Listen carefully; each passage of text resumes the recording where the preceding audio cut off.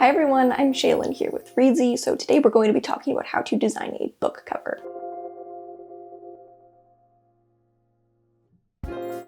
Book cover design is such an important part of creating a quality book. I think we can probably all agree that there were times that we reached for or picked up a book just because we were intrigued by the cover. A time where maybe you were browsing at a bookstore, you saw a book you'd never heard of, didn't know anything about, but because the cover was so eye-catching, you reached for it. And more than just eye-catching, something about the cover design communicated to you that this would be a book that would interest you.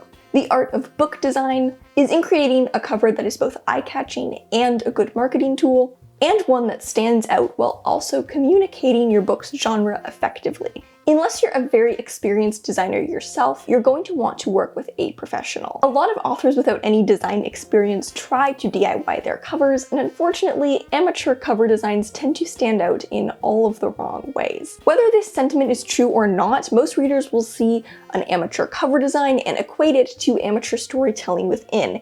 And even if that's not the case, you're turning away a lot of potential readers. As an indie author, you do have to compete with traditionally published books, all of which are designed by professional cover designers, so you do want to try and match that level of quality. Step number one is to gather inspiration. Look at the covers of books in your genre, and especially ones that you think fit the style and vibe of your book. Cover designers really appreciate when a client can give them some inspiration to work from. Go to a bookstore and browse and see which covers catch your attention. You can also browse for covers on Amazon or Goodreads, on Instagram, and we actually even have a book cover gallery that I'll leave linked below. You can also go to the websites of publishing imprints that publish work in the same genre as your book and see their recent and upcoming titles, which will give you a really good sense of the current trends in cover design for your genre. While doing this, you want to pay attention to the design tropes for your book's genre. You want your cover to be well positioned for market success. This means including visual cues that readers expect to see from your genre. Genre indicators will change with time, but you'll definitely be able to pick out some trends. A lot of YA contemporary or rom-com books right now have kind of a soft pastel color scheme with kind of a cute illustrated style, with illustrations of the main characters, whereas, 10 years ago, a lot of books in that genre had a more minimalist design without any people or illustrations, relying more on textures and fonts, or they used photos. Right now, it's really common to see a lot of crime novels using a dark blue color scheme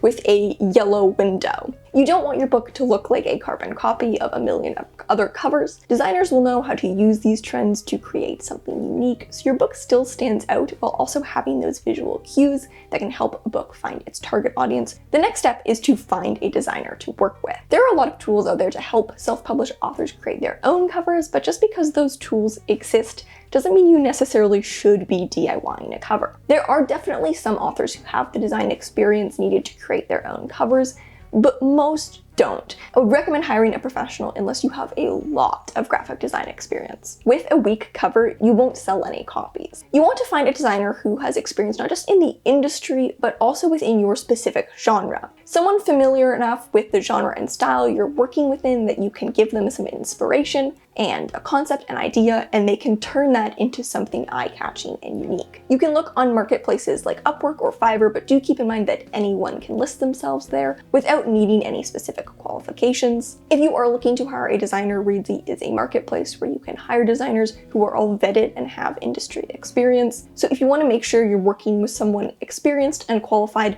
I'll leave links to our marketplace down below. It's also really easy to filter by genre and to reach out and contact the editors through the platform. Shortlist a few designers who are both familiar with your genre but whose style you love. Can you envision a cover for your book in their style? Then reach out to everyone on your shortlist. If they're open to taking on your project, you can discuss the further details, such as your budget, timeline, and more. Step number 3 is to share a cover design brief. To communicate to the designer what your book is about, you'll want to write a cover design brief. Think of this as kind of the spark notes of what your book is, because the designer probably doesn't have time to read every book they're going to design a cover for. You want to avoid miscommunication and be as clear and detailed as possible. I always liken book cover design to getting a haircut. Even though the designer is a professional, if you aren't clear about what you want, you probably won't like the end result. The match made in heaven is an author who can clearly communicate their vision and a designer who knows how to take that and turn it into something beautiful. So in your cover design brief, share the following information: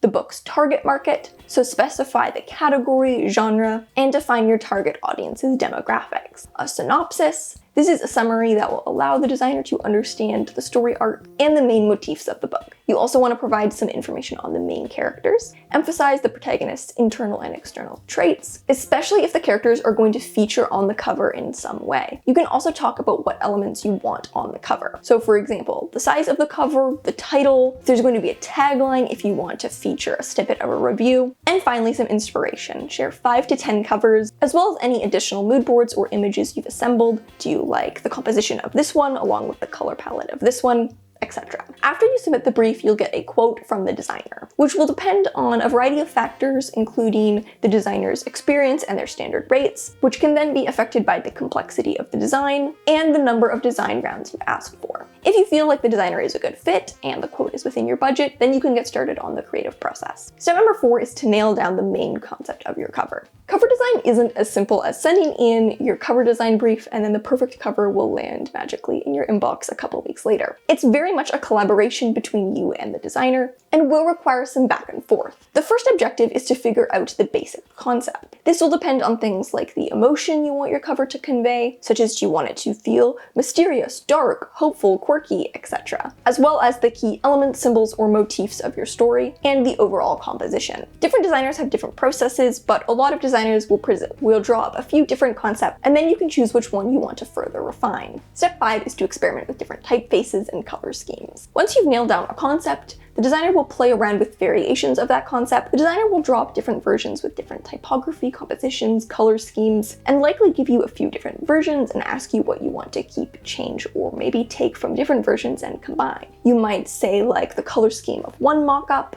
combined with the typography of another. Most book covers use licensed stock images, which the designer manipulates in order to create the final product. Illustrated covers are made from scratch, but are much less common because they are a lot more expensive. If your cover design includes licensed stock images, at this stage you'll have to purchase the rights to use them. Usually, designers will use low-res watermarked versions until you approve the final design, then use the full-res versions once you're set on the design and they can obtain the licenses. And finally, step number 6 is to finalize the printing requirements. A book cover is more than just the front cover. So if you have a print version, the designer will then make a full cover spread along with the back jacket and spine. And if you're printing a hardcover, they'll make the inside cover flaps as well. There are also other decisions to be made here, such as finalizing the blurb, deciding if you're going to include any review quotes, adding your bio, maybe an author photo, and leaving space for the ISBN barcode. Once the entire cover spread is complete, you'll finalize the files for upload. You'll have to make sure you have the correct dimensions for the specific print-on-demand service that you're using. The standard dimensions for an ebook on KDP is 2560 by 1600, but different retailers have different cover dimension requirements and they'll be different for print as well. Luckily, pretty much any printing service will provide a cover dimension calculator for you, so it's really easy to figure out the dimensions. Once you have the dimensions set, you can export the files for upload and your book cover is done. So that is a basic intro to cover design, specifically what the cover design process looks like working with a designer. If you want to hire a cover designer, I'll leave some more resources linked below. Thank you so much for watching. Remember to subscribe and turn on notifications so you don't miss any new videos from us. We've got new writing, editing, and publishing tips every Friday on this channel. Until next time, bye!